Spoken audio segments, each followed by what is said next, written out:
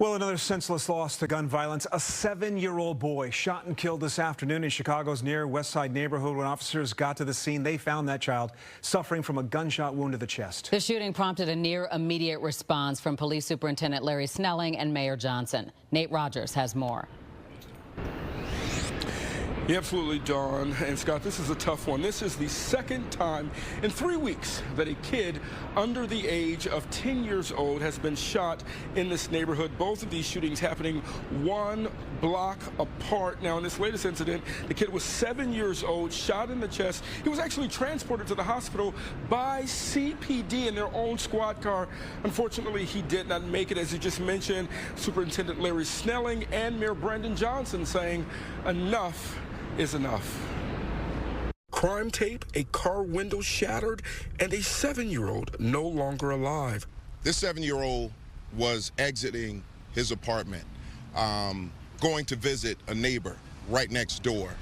And as the 7-year-old reached the sidewalk, shots rang out, and this young person was struck. The shooting happened around 3 p.m. here at the Oakland Square Apartments along West Jackson Boulevard, a separate yet connected scene across the street outside Crane High School. Witnesses saying they heard gunshots fired from here.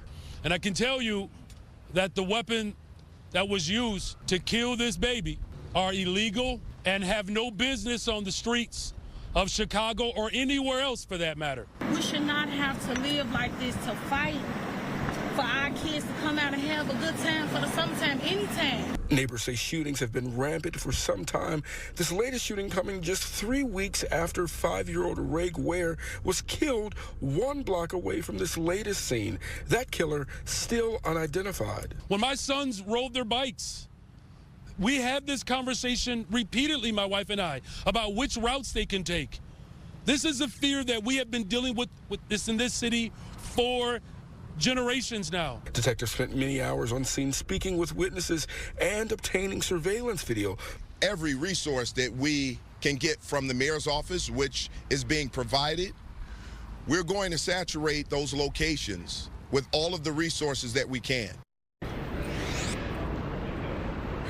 And tonight, Police Superintendent Larry Snelling would not say if this incident was gang-related or what the specific motive was. We do know no suspects are yet in custody. In terms of numbers, police told us so far this year, 127 juveniles have been shot here in the city of Chicago. 17 of them, 17, have been killed just 6 months in. That is the latest here downtown Chicago. Nate Rogers, Fox 32, Chicago.